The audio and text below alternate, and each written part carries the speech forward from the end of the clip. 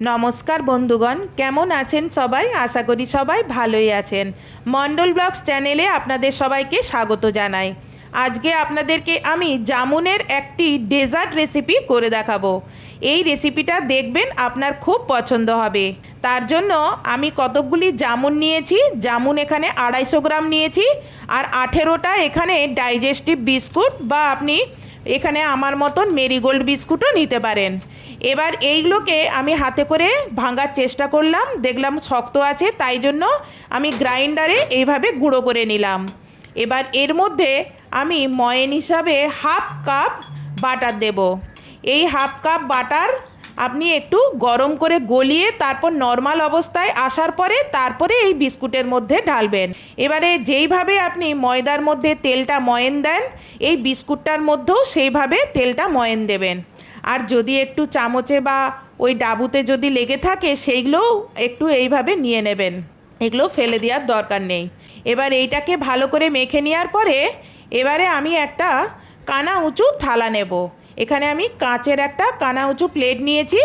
এবার সেই প্লেটটার মধ্যে এই বিস্কুটের গুঁড়োগুলো ঢেলে দেব, দিয়ে এটাকে ভালো করে মিলে দেব। আর হাতে করে করে এগুলো একটু চিপে দেব, মানে টাইট করে দেব। হাতে করে করতে একটু অসুবিধে হবে, আপনি এরকম গ্লাসের পেছন দিক করে এইভাবে থেসে থেসে একদম টাইট করে দেন, যাতে না এটা উঠে চলে আসে। এর ভালো করে চেপে চেপে দেন। এবারে এটাকে ফ্রিজে আমি আধ ঘন্টার জন্য সেট হতে দিলাম, মানে নর্মাল ফ্রিজে রাখবেন। নর্মাল ফ্রিজে রাখলেই দেখবেন বাটারটা শক্ত হয়ে যাবে। এবার আমি যে 250 গ্রাম জাম নিয়েছি, সেই জামটার আমি শাঁসটা নিয়ে নেব আর বীজটা ফেলে দেব। এবারে এটাকেও আমি গ্রাইন্ডারে এটাকে পিষে নেব। একটু ধৈর্য ধরে জামের শাঁসগুলো বের করতে হবে, না হলে বীজগুলোও কাটা হয়ে যায়।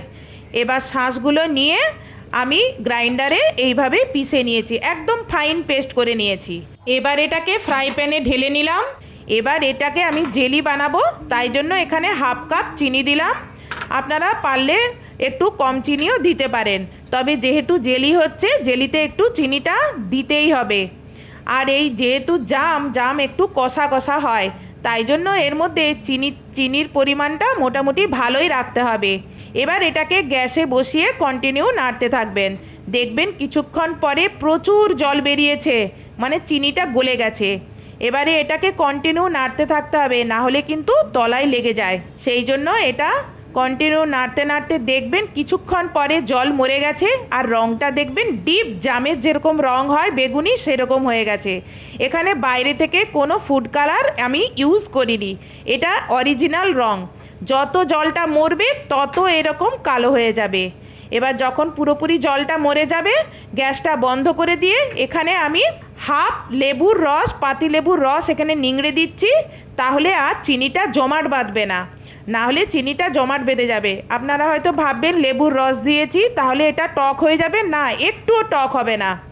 এখানে হাফ পাতিলেবুর রস দেবেন, তাহলেই দেখবেন জেলিটা নর্মাল অবস্থায় থাকছে, এটা আর জমে যাচ্ছে না। কারণ এখানে 250 গ্রামে মোটামুটি আমি এখানে 50 গ্রামের মতন চিনি দিয়েছিলাম। এদিকে জেলিটা ঠান্ডা হতে থাক, অন্যদিকে একটা বড় বাটিতে 1 কাপের মতন হুইপ ক্রিম নিলাম, আর ইলেকট্রিক বিটারের সাহায্যে এটা ফেটিয়ে নেব। ফাটাতে ফাটাতে দেখবেন কিছুক্ষণ পরে এটা ফুলে ডবল হয়ে গেছে। আর ইলেকট্রিক বিটারটা যখন ওঠাবেন, মানে থেমে যাবেন, তখন দেখবেন ওর কাঁটাতে যে ক্রিমটা লেগে আছে সেটা পড়ে যাচ্ছে না, তার মানে জানবেন এটা ফেটানোটা কমপ্লিট হয়েছে। এবার এতে আমি অল্প একটু চিনি দিলাম। হুইপ ক্রিম এমনিতেই মিষ্টি, কিন্তু তাও আমি এতে একটু অল্প চিনি দিলাম। আর 1 চামচের মতন, মানে বড় চামচের 1 চামচের মতন এখানে জেলিটা দিলাম। দিয়ে এটা আরেকবার হুইপ ক্রিমটা আমি এই ইলেকট্রিক বিটারের সাহায্যে এই চিনি আর জেলি সব একসঙ্গে একটু মিশিয়ে নিলাম। অনেক সময় দেখবেন কিছুতেই হুইপ ক্রিমটা ফাটালেও সেটা কিছুতেই ফুলছে না, তখন জানবেন ওটা নর্মাল অবস্থায় এসে গেছে। তখন আপনি করবেন কি, ওটা ডিপ ফ্রিজে আধ ঘন্টার জন্য আরেকবার রেখে দেবেন, তারপর বের করে নিয়ে এসে ফেটাবেন, দেখবেন তখন ঠিক ফেটানো হচ্ছে। এবার কাঁটাগুলো খুলে কাঁটার মধ্যে যে ক্রিমগুলো লেগে আছে সেগুলো নিয়ে নিলাম, আর আধ ঘন্টার জন্য যে নর্মাল ফ্রিজে বিস্কুটের গুঁড়োটা রেখেছিলাম সেইটা বের করে নিয়ে এলাম। এবার এইটা একটু হাতে টাচ করে দেখাচ্ছি, দেখুন আমার হাতে একটুও লাগছে না, কত সুন্দর সেট হয়ে গেছে। এবার এর মধ্যে আমি এই হুইপ ক্রিমটা লেপে দেব। মানে মিলে দেব। না হলে কি হবে বলুন তো, বিস্কুটের গুঁড়োটা যদি সেট না হয় আর এই ক্রিমটা দিয়ে যখন এইভাবে মিলবেন, তখন কিন্তু বিস্কুটের গুঁড়ো আর ক্রিম একসঙ্গে মিশে যাবে, মানে উঠে চলে আসবে। সেই জন্য যতক্ষণ না ওই বিস্কুটের গুঁড়োটা সেট হচ্ছে ততক্ষণ অবধি আপনি কিন্তু এই হুইপ ক্রিমটা মিলতে পারবেন না। এবার হুইপ ক্রিমটা ভালো করে আস্তে আস্তে করে মিলে নিলাম। তারপর এটা আমি একদিনের জন্য ডিপ ফ্রিজে রেখে দেব সেট হতে।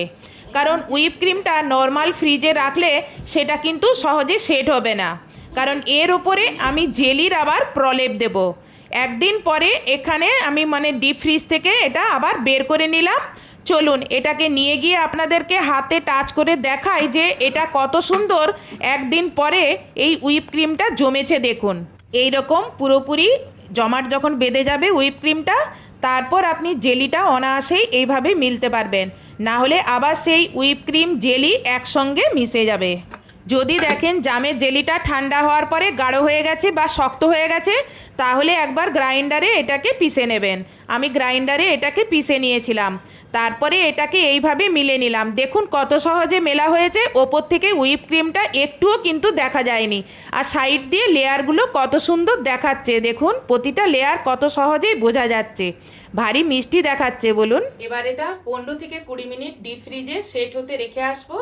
তারপর বের করে নিয়ে এসে আপনাদের কেটে দেখাবো এটা কীরকম হয়েছে। এটা ডিপ ফ্রিজে আধ ঘন্টার জন্য সেট হতে দিয়ে এসেছিলাম। আমি আধ ঘন্টা পরে এটা বের করে নিয়ে এসেছি। তাই এটা তো উবুড় করতে পারবো না, তাহলে থালার মধ্যে জেলিটা লেগে যেতে পারে। সেই জন্য ওপর থেকেই এইভাবে কেকের মতন কেটে নেব। আমি নামটা ঠিক বলতে পারবো না। কেকের একটা পাত্র হয় যেটাতে সাইডের কিনারাটা খুলে যায়, সেটাই যদি করতাম তাহলে সহজেই কেটে বের করে নিতে পারতাম। আজকে আমার এই ভিডিওটা মানে জামুনের এই রেসিপিটা আপনার কীরকম লাগলো কমেন্টসে কমেন্ট করে জানাবেন।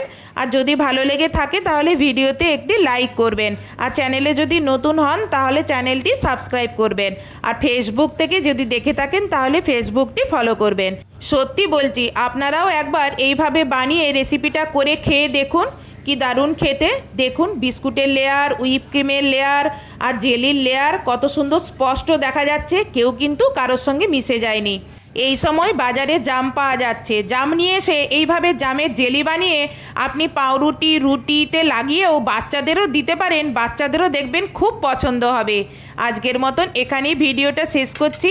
নেক্সট ভিডিওতে আপনার সঙ্গে আবার দেখা হবে। বাই।